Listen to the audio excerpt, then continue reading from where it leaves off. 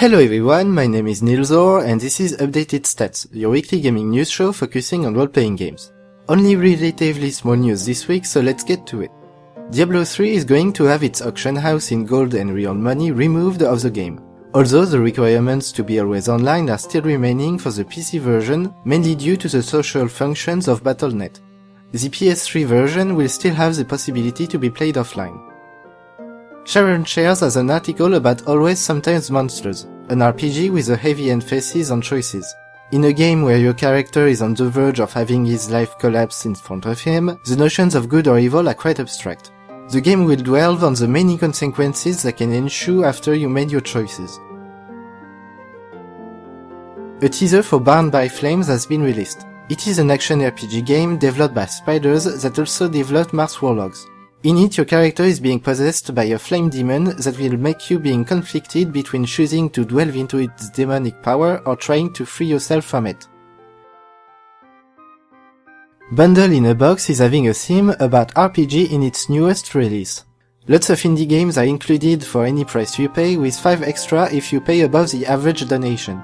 The games included are Unemployment Quest, an RPG about the experience of today's educated and unemployed youth, The Siege of the Necromancer, a choose-your-own-adventure digital gamebook where your character comes back to his hometown that is under siege by strange creatures, Axe/Loot, a single-player turn-based dungeon crawler, Strateg, an RPG mixing elements of adventure, action, and investigation, Inaria, an old-style RPG where the kingdoms of humans and the Subterranean Slorn are at war. You will come from Emerald, the last free city of Inaria, and take on the fight.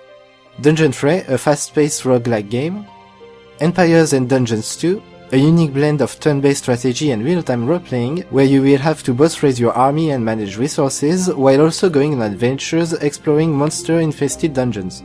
Frayed Knights, a 3D RPG mixing elements of adventure and humor. Call of Cthulhu, The Wasted Land, you will play a group of investigators in the Lovecraft universe during World War I, battling against an ancient enemy. The Wizard from Thana's-Tor, a choose-your-own-adventure digital gamebook where a time traveler sends you on a mission to recover some magical artifacts in order to save the doomed city.